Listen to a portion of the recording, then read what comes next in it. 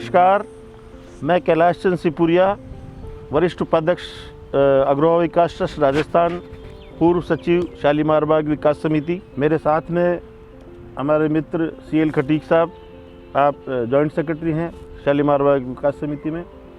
Doctor Akshay Sharma ji cardiac surgeon हैं CK Birla hospital में। Doctor Rudradev Pandey ji cardiologist हैं। बहुत ही हर्ष का विषय है आज इस खुशनुमा मौसम में CK बिरला हॉस्पिटल के में ये हेल्थ टॉक करने का मौका मिला है।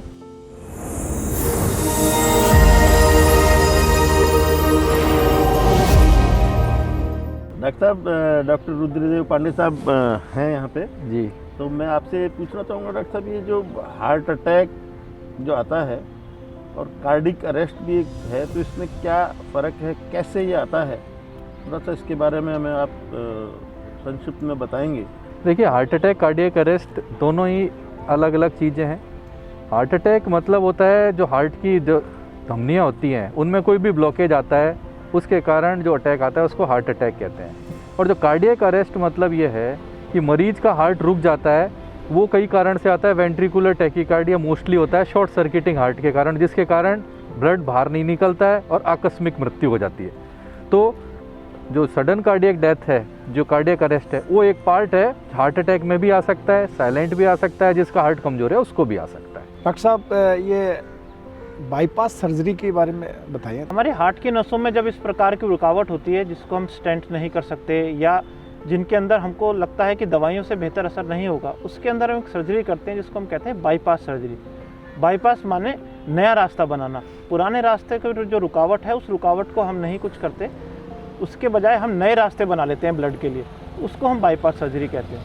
अब बाईपास सर्जरी हम दो प्रकार से कर सकते हैं, या तो हम बीच में, छाती के बीच में चीरा लगा के करते हैं, या नई पद्धति है जिसको मिनिमल इन्वेजिव कार्डियक सर्जरी कहते हैं, जिसमें छाती के साइड में चीरा लगाते हैं 4 से 5 इंच का, और हार्ट तक पहुँच के हम वो सर्जरी करते हैं। नए रास्ते जो हम बनाते हैं ब्लड के लिए वो हम नसों से बनाते हैं, कुछ नस हम पैर से लेते हैं, कुछ हम छाती के भीतर से ही लेते हैं।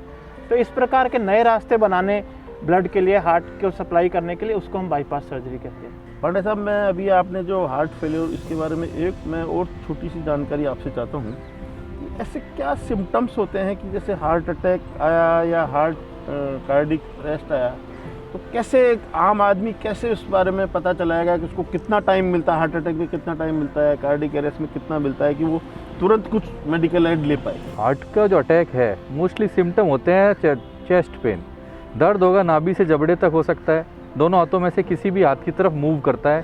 साथ में यदि पसीने, घबराहट और उल्टी का मन करे बिना कारण, तो मान के चलिए हार्ट अटैक हो सकता है आपको। डायबिटिक्स में ये सिम्टम्स 10% लोगों में ही आते हैं। मोस्टली वो ये सोचते हैं कि मेरे गैस बन रही है, ज़्यादा से ज़्यादा डकार लेते हैं, जिससे उनको सूडो रिलीफ मिल जाता है। तो यदि इस तरह के सिम्टम आ रहे हैं, बैठे बैठे अचानक पसीने, घबराहट, उल्टी का मन करना या उल्टी आ जाना, और साथ में दर्द है, तो आप तुरंत एक डॉक्टर की सलाह ज़रूर ले लें। यंग है इसका मतलब ये नहीं है कि अटैक नहीं आ सकता, आजकल यंग जनरेशन में भी अटैक आ सकते हैं। तो एक सलाह ज़रूर ले लें अपने आसपास के डॉक्टर से, इस तरह के सिम्टम हो तो। डॉक्टर साहब, ये वाल जो लगाने के बाद में इसकी लाइफ कितनी होती है? देखिए, हमारे पास दो प्रकार के वेल्व होते हैं, एक तो मेटेलिक वेल्व होते हैं और एक बायोप्रोस्थेटिक वेल्व होते हैं। बायोप्रोस्थेटिक वेल्व को हम टिश्यू वेल्व्स भी कह सकते हैं। इन दोनों की लाइफ अपनी अलग अलग है। मेटेलिक वेल्व्स की लाइफ बहुत लंबे समय तक चलते हैं, कई सालों तक चलते हैं, जब तक उनके ऊपर अगर कोई खून का थक्का नहीं जम जाता या और कुछ कारण नहीं होता तो वो ख़राब नहीं होते।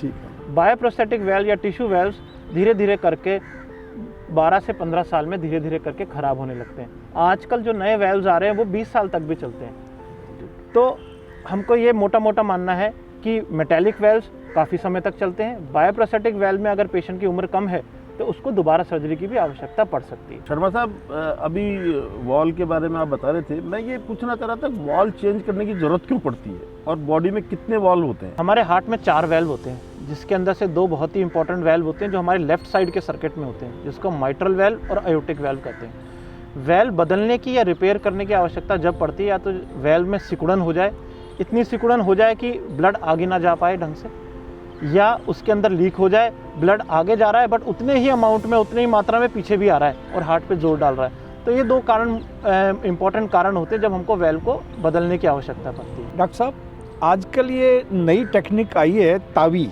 वाल बदलने की, इसके बारे में क्या है सर, बताएं। टाबी मतलब है ट्रांस कैथेटर एओर्टिक वाल रिप्लेसमेंट। जैसा कि डॉक्टर अक्षय ने बताया, वाल सिकुड़ जाए एओर्टिक वाल, तो सबसे जानलेवा वाल यही होता है। लगभग 4 से 5 साल लाइफ एक्सपेक्टेंसी होती है मरीज की, यदि बीमारी बढ़ती गई तो एओर्टिक वाल, तो उसको बदलना है हमें। पहले सर्जरी ही एकमात्र ऑप्शन था, तो कई पेशेंट्स भले ही अनफिट फॉर सर्जरी हैं तो भी हमें ऑपरेशन करना पड़ेगा। अदरवाइज जो 3-4 साल में लाइफ एक्सपेक्टेंसी है कि उसके बाद मृत्यु हो सकती है मरीज की।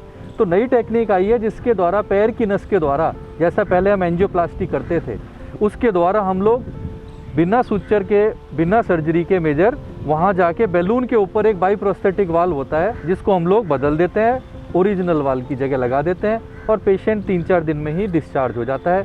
ये लोकल एनेस्थीसिया में होता है, सर्जरी की ज़रूरत नहीं पड़ती। मोस्टली सिंपल कट डाउन के द्वारा हो जाता है, जनरल एनेस्थीसिया भी नहीं दिया जा सकता और बिल्कुल लेटेस्ट टेक्नोलॉजी है। और हो सकता है नियर फ्यूचर के अंदर ये पूरी तरह से रिप्लेस हो जाए मेन सर्जरी को।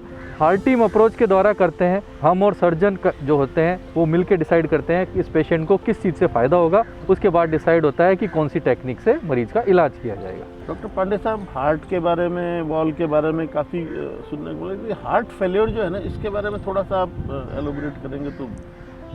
जी, हार्ट फेलियर मतलब है यदि इको में आपका हृदय करते हैं, इको कार्डियोग्राफी जो टेस्ट है उसमें 40% से कम काम करता है, आम आदमी का 60% या उससे ज़्यादा काम करता है, तो उस पेशेंट को हम हार्ट फेलियर कहते हैं। जितना कम हार्ट होता है उतनी लाइफ एक्सपेक्टेंसी कम रहती है, उस मरीज को सांस चढ़ने की संभावना ज़्यादा रहती है, आकस्मिक मृत्यु ज़्यादा रहती है और अमूमन 5 साल में 50% लोग जो हैं वो मृत्यु हो जाती है उनके हार्ट फेलियर के कारण।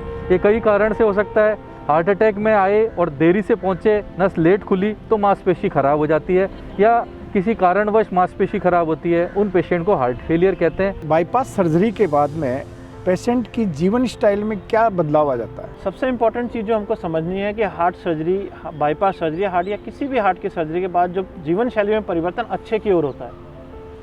पेशेंट को शुरू में कुछ एहतियात रखने होते हैं 4 से 6 हफ्ते या 4 से 8 हफ्ते तक, जैसे कि ज़मीन पे नहीं बैठना है, वज़न नहीं उठाना है या इंडियन टॉयलेट यूज़ नहीं करना है। ठीक। इसके अलावा बाकी कोई ऐसा परिवर्तन नहीं है जो हम नॉर्मल मनुष्य से अलग से कर पाएँ। जैसे बाकी परिवार के लोग करते हैं, बाकी सब कुछ कर सकते हैं हम, घूमना हुआ, व्यायाम करना हुआ, धीरे धीरे व्यायाम की मात्रा भी बढ़ा सकते हैं हम। खान पीन के अंदर थोड़ा हमको परहेज रखना होता है, जो कि नॉर्मली उम्र के साथ हमको रखना भी चाहिए। बिल्कुल। कुछ मेडिसिन, कुछ दवाइयाँ ऐड हो जाती हैं। इसके अलावा कोई मेजर ऐसा परिवर्तन नहीं है जिससे मरीज को चिंता हो कि मेरे कुछ मेजर परिवर्तन हो जाएगा बाद में, my life will be changed, ऐसा नहीं है। डॉक्टर साहब, वॉल के बारे में आपने जो बताया, बहुत सी बार सुनने को मिलता है कि छोटे बच्चों में वॉल में छेद हो जाता है। तो इतनी छोटी उम्र में 1-1, 2-2 साल के बच्चों के वॉल में छेद हो जाता है, उसका क्या कारण रहता है? एक्चुअली जो हम जन्मजात बीमारियां होती हैं उनमें वैल्व में छेद नहीं होता, हार्ट के 2 राइट और लेफ्ट साइड के बीच में जो पर्दा होता है उसके अंदर छेद होता है। छेद जो है वैल्व के अंदर नहीं होता, उस पर्दे में होता है। ये जन्मजात बीमारियां, जब हार्ट बनता है हमारा गर्भ के अंदर, तो उसके अंदर कोई विकार उत्पन्न हो जाता है तो वो छेद रह जाता है वहाँ पर, और जो कि अच्छे तरीके से अब हमारे पास कॉम्प्लेक्स सर्जरीज आ गई हैं, हम कर सकते हैं, हमारे पास सक्षम है हमें करने में, वो हम कर देते हैं और बच्चे हमेशा के लिए ठीक हो जाते हैं। डॉक्टर साहब, ये स्टंट क्या है और इसकी लाइफ क्या रहती है? देखिए, स्टेंट एक बेसिकली ट्यूब है। अपनी जो हार्ट की नाड़ियाँ होती हैं, आर्टरीज कहते हैं, वो भी एक ट्यूब होती है। तो हम लोग उस ट्यूब के अंदर एक ट्यूब डाल देते हैं जिससे कोई ब्लॉकेजेस हैं, कोलेस्ट्रॉल जमा है, वो चिपक जाए और ठीक हो जाए। उसके अंदर दवा होती है, आजकल दवा वाले ही स्टेंट चलते हैं, पहले बिना दवा के चलते थे। उसके द्वारा 3 महीने तक दवा चलती है जिससे रिजेक्शन नहीं हो, क्योंकि फॉरेन बॉडी है। उसके अलावा स्टेंट की लाइफ देखें तो मैक्सिमम ब्लॉकेज जो आते हैं वो जनरली 3 महीने से 1-1.5 साल तक ही आते हैं अमूमन, क्योंकि उस टाइम दवा चली जाती है और बॉडी उसको अंदर लेने का प्रयास करती है। अमूमन देखा गया 2 साल के बाद लगभग ना के बराबर चांसेस हैं कि कोई ब्लॉकेज आएगी।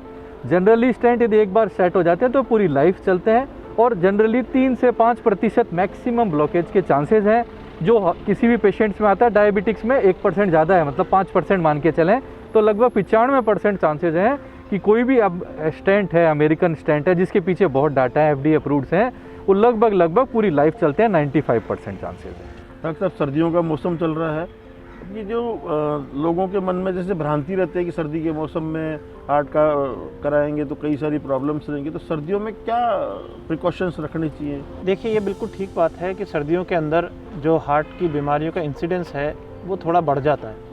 इससे कुछ स्पेसिफिक कारण है। प्रिकॉशंस गर्मी और सर्दियों में दोनों में हमको बराबर रखने हैं। सर्दियों में हमको थोड़ा ज़्यादा ध्यान रखना है, ब्लड प्रेशर थोड़ा ज़्यादा बढ़ जाता है तो हमको ध्यान रखना है, अपनी दवाइयाँ हम नियमित रूप से लें। कोई भी हार्ट की दवाई अगर पहले से चल रही है तो सर्दियों में उसको ना छोड़ें, किसी भी सिम्टम को इग्नोर ना करें, डॉक्टर से ज़रूर संपर्क करें, ये बहुत ज़रूरी है। अगर आपका कोई चेकअप ड्यू है तो ये ऐसा ना सोचें कि साहब सर्दियाँ हो रही हैं और सर्दियों में हम तो सर्दियों के बाद जाएंगे, वो चेकअप ज़रूर लें और ब्लड प्रेशर पे थोड़ा ज़्यादा ध्यान रखें, ये इम्पोर्टेंट चीज़ है। आज ये हार्ट के ऊपर जो हेड टॉक हुई है उसमें डॉक्टर अक्षय शर्मा जी और डॉक्टर रुद्रदेव पांडे साहब ने बहुत अच्छी तरीके से समझाने की कोशिश करी है और इससे सभी को काफ़ी फ़ायदा मिलेगा। मैं समझता हूँ ये काफ़ी उपयोगी रही आज की टॉक। तो मैं आप सबको मेरी तरफ से बिरला हॉस्पिटल में तो आप हैं ही, बहुत बहुत धन्यवाद देता हूँ कि आपने बहुत उपयोगी जानकारी हम सबको दी है।